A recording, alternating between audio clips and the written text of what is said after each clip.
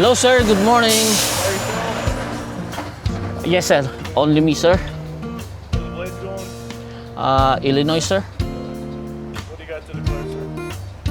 I have only a bag of rice sir. That's it? Yes sir. Nakapag-deliver na ako dito dati. Ito yung merong intercom, ano, para makapasok ka, makikipag-usap ka sa intercom, ano. I said I have a delivery sir. Can you hear me clear? Okay. Now I can. Okay, I have a pickup number. Is that what you need? Kasi naalala ko dito nga pala, nung nag-deliver ako dito, flat steel, ano, yung malalaki. Plate.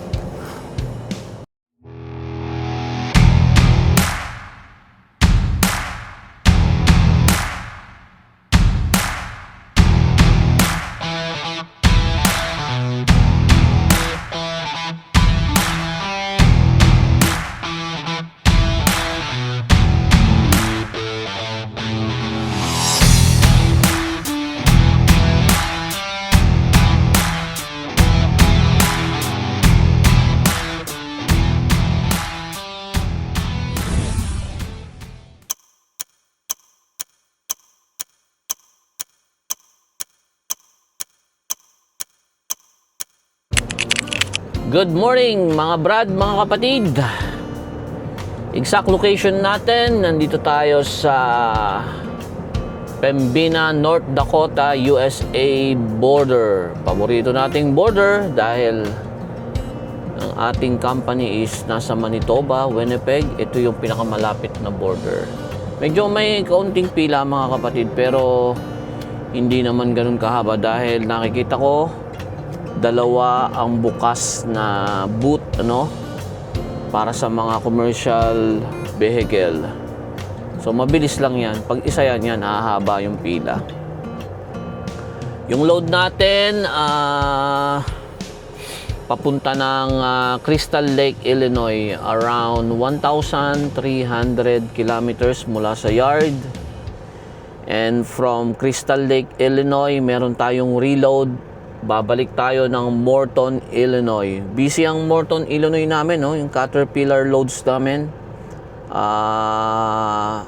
Marami, no? Kada mapunta kami dyan ng part ng Indiana, Illinois area, doon kami maibabato, no? Sa Morton para pumick up ng Caterpillar machine, parts, lalong-lalo na yung truck pad, ano? Ng mga, heavy equipment. So ready na yung ating documents. Cleared na yan, ano. Kunin lang natin yung ating passport. Hanggang July pa yung ating visa na pwede tayong maglabas-pasok sa US. Then after that, i-renew ko yung I-94 ang tawag doon, ano. I-renew yung I-94. And then, meron uling 6 months. Yung original talaga na visa ko na B1, B2, no? Kasi hindi naman ako Canadian passport, ano? So, kailangan ko ng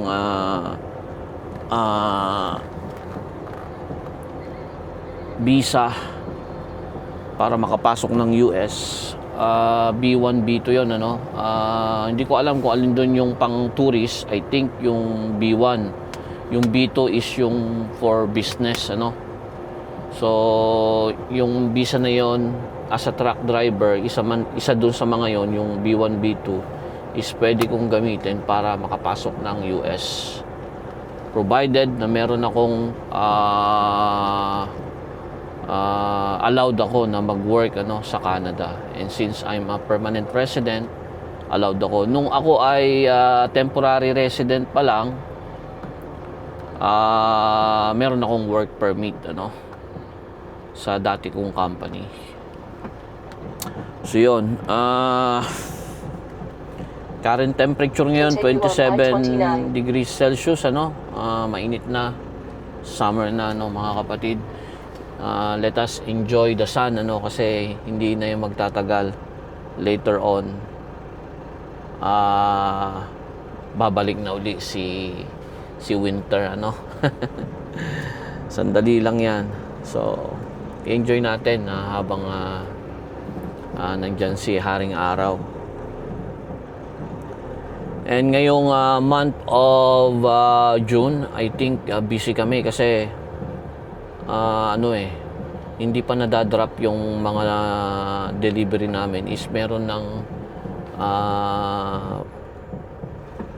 loads agad, ano, load info kaagad, no, binibigyan kami kaagad ng load para at least maganda nga yung ganun yung nabibigyan agad para mapaplano namin yung paano namin ma-maximize yung oras namin, ano, kasi remember sa isang cycle, no, sa Canada is 8 days o 7 days. Sa US is 8 days. Meron kaming 70 hours na allotted sa amin para mag-drive, no, on duty, ganun, magtrabaho as a truck driver, no. So pagka nandyan na kagad yung yung load info, no, yung load info mo, mapaplano mo, no, mama-maximize mo yung oras mo, hindi masasayang. Parang nung ikot ko ng Colorado, 6,500 kilometers, natira sa 70 hours ko is 20 minutes lang. So na-maximize ko yung 70 hour na yun, ano. Marami akong driving miles, ano. Pag marami kang driving miles, ibig sabihin nun, katumbas nun is dollar, mga kapatid. So yan, malapit na tayo sa booth, ano. Ipapalit ko yung camera ko. I don't know kung ikakat ko naman kung sakaling makuha yung officer kasi bawal, ano. So kita-kita tayo dun sa booth.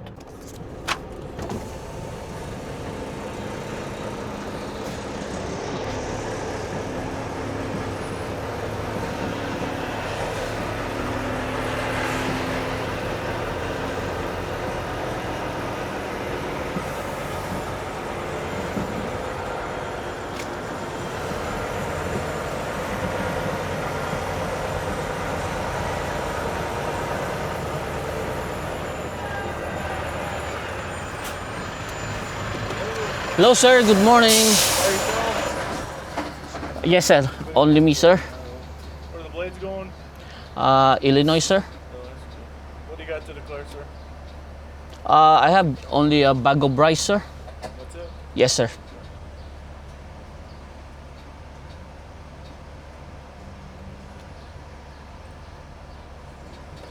Thank you sir, have a nice day. Thank you.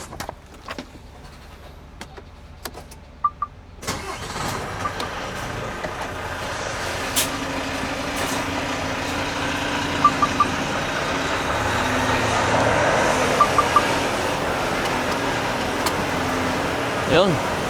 Tapos na kaagad mga kapatid, ano, bilis lang.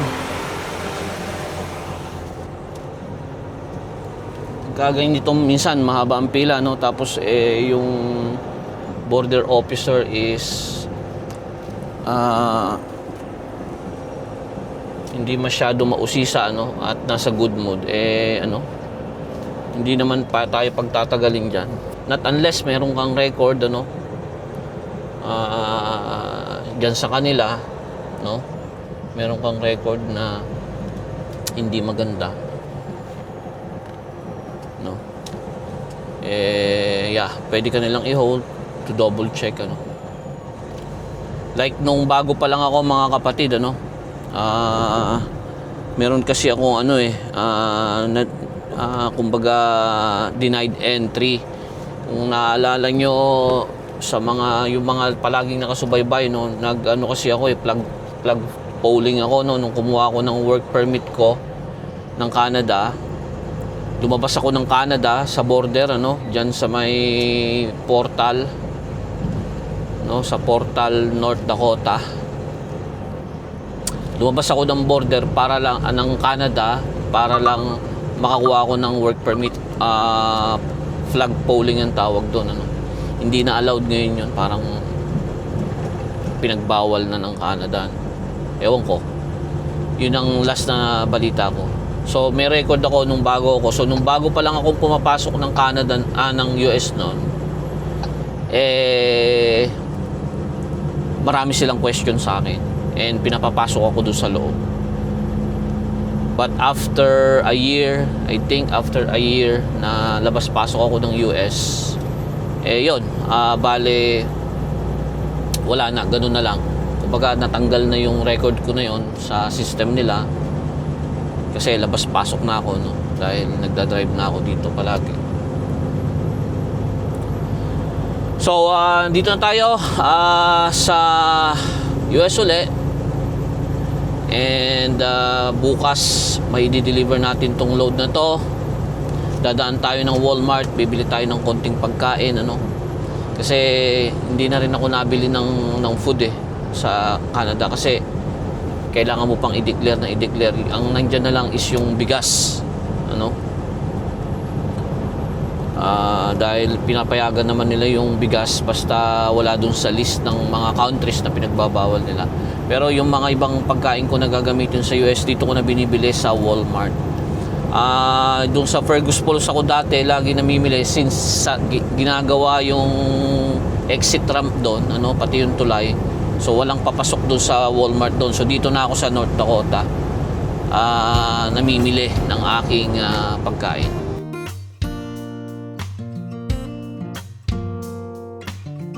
Ayan. Good evening mga kapatid. Nakapark na tayo dito sa ating favorite na parkingan sa Menominee, Wisconsin, ano. Check lang natin yung load natin. Ayan, daming strap, di ba? Sa harap, tignan mo. 1, 2, 3, 4, 5, 6, 7, ano? Dalawang belly. Tapos dito, 4. 1, 2, 3, 4, 5, 6. Tapos dito, 5. Talagang pinuno natin. Kasi hindi natin nilagyan ng bulkhead, no? Dito dapat meron yung mga ganito. Dito. Tapos may chain, ano? Hindi ko nilagyan, Kasi yung chinek ko ito, itong mga damage, dalawa. Ito, pwede sana to, dalawa. Isa pa yata sa ilalim, Pero okay lang. Overkill yung ano niyan, yung mga straps niya, no. Bali 2, 4, 6, 8, 10, 11, no.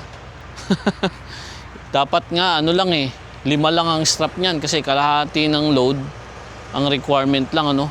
Sumobra pa ako. Labing ano yan, labing isa, no, mga kapatid. Ikutan lang natin yung ating trader, no. So yan, linggo kasi ngayon, ano, mag-8 na. Ang dami pang bakante, no. Linggo ngayon, Bukas, ganitong oras, wala, puno na to, pati dyan, meron na yan. Nagluluto ako ng ulam, mga kapatid, ano, habang kanina nagdadrive ako, naglaga na ako ng beef. Paborito natin yung may sabaw, no? Nagnilaga ako. Yan, kumukulo pa. Pero papatayin ko na kasi nga siyempre ayoko na ibaba yung bintana masyado kasi nga may lamok. Pero nagluluto tayo, mga kapatid. Ayun, ayun, no, kumukulo, ayan, patapos naman na yan. So maggagabihan na tayo and then magpapahinga na para bukas uli, mga kapatid, ano, magkita-kita tayo sa kalsada. At isang magandang gabi sa lahat, magandang araw saan man kayo nandoon.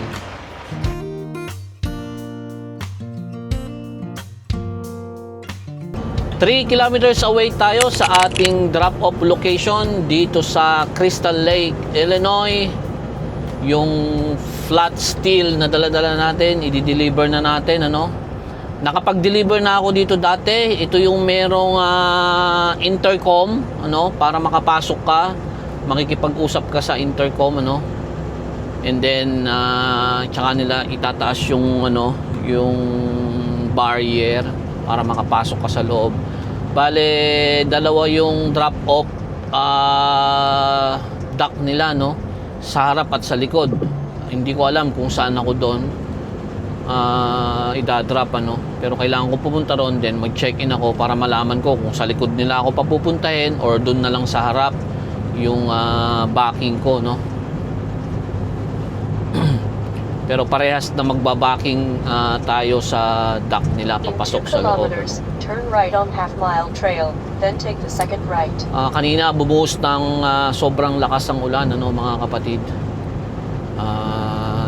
Buti na lang tumigil na siya, no, at dito walang ulan kasi magtatanggal tayo ng straps kapag may ulan, mahirap, ano, mahirap mag unstrap, ano, kasi syempre kailangan pa natin magkapote, no. But after nito, mga kapatid, ang good news is meron na tayong load uli pabalik ng Canada. This time nasa eastern part tayo, no, northeast part ng Canada. Pipick upin natin yung load natin after nito sa Morton, Illinois. At pagka yung load na yon ay pupunta ng Quebec, ano, Montreal, Quebec, no. So pupunta ulit tayo doon. Yung na-deliver natin dati na machine parts, for sure baka yun uli ang pipick upin natin, and then i-deliver natin doon sa Quebec. So eto na ang Turn right. ang lugar, ano. Nakapag-deliver na ako dito nung nandun ako dati sa New Hope. I think 3 times or 4 times ako dito. Ngayon dito sa Payne, pangalawa o pangatlo ko na to. Pangatlo, I think pangatlong deliver ko na to dito sa company na to, no. So kakausapin natin sila sa intercom. So kakausapin natin sila dito sa intercom. Patayin natin ang makina bago natin sila kausapin, ano. Mainit pa yung makina ko, Yari tayo nito. Pero hindi naman tayo pumaspas, Okay lang.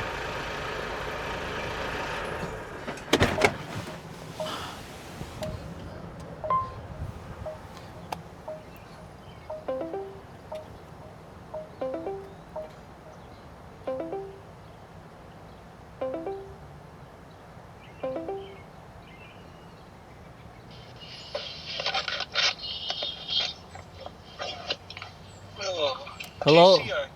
Yeah, hello. Good afternoon, sir. I have a delivery. I cannot understand a thing you're saying. I said I have a delivery, sir. What? Can you hear me clear? Okay. Now I can. Okay, I have a pickup number. Is that what you need? David, you're doing a delivery, correct? Yeah, that is right. Okay. So this is Payne, P-A-Y-N. Okay. And your truck number? That is 441. 441. Yes. First name? Gene.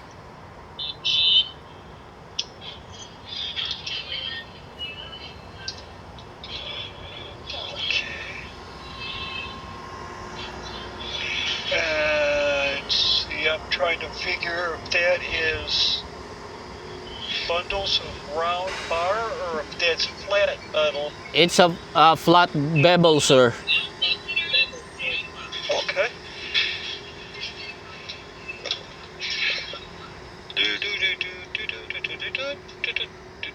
Delivery. We're going there. Yes, you can go to a broker and get one. Okay, got that.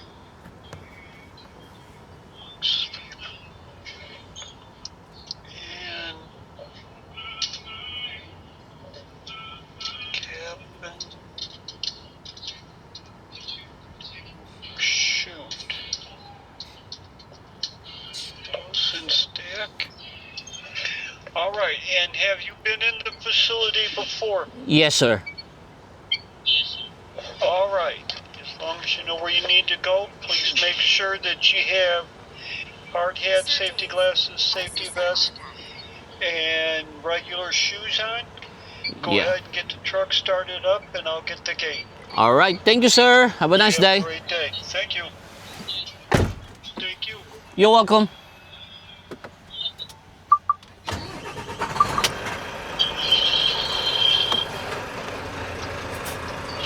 Ayun na mga kapatid, ano? Pinapasok na tayo mga kapatid. Okay na.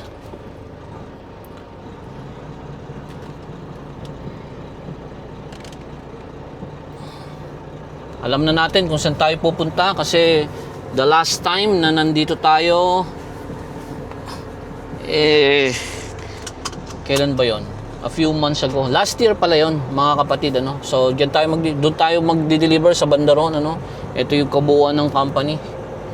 I think doon sa mga nanonood napanood niyo na tong nung nag-deliver ako dito, no? I don't know kung na-i-record kong mabuti itong buong area, no?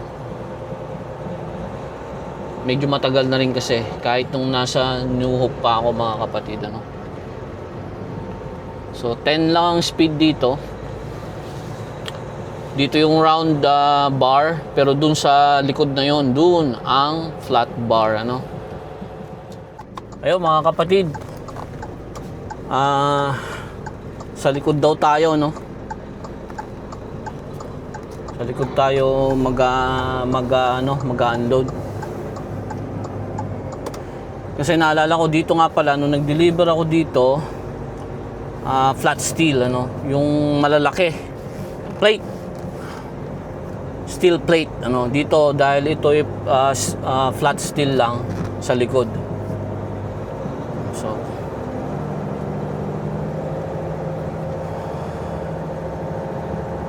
umaandar pa tong mga bagon na to.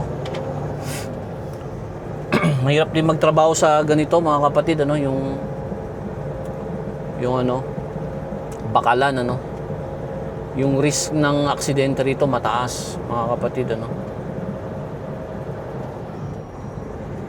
So hopefully hindi sila matagal mag-unload, ano, dahil last time nung nag-unload ako dito matagal sila, as in inabot ng, kasi matatanda yung ano nag-unload.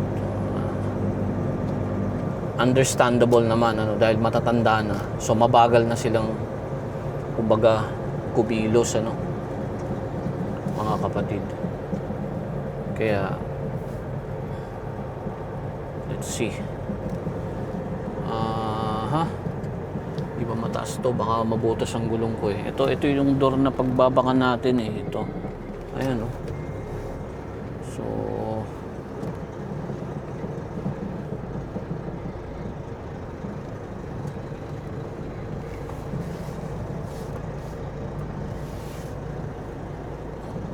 dito natin kunin, ikot tayo para hindi blindside, no?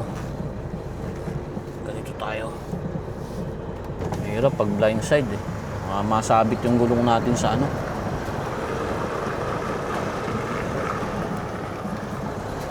Sa mga bakal mga kapatid, mahirap na.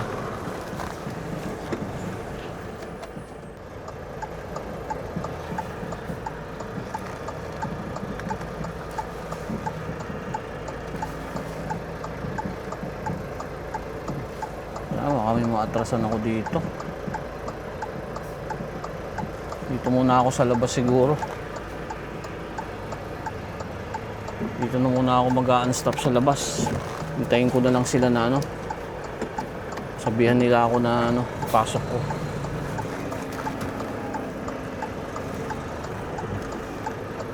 Unstop muna tayo sa baba mga kapatid. Dito na muna tayo.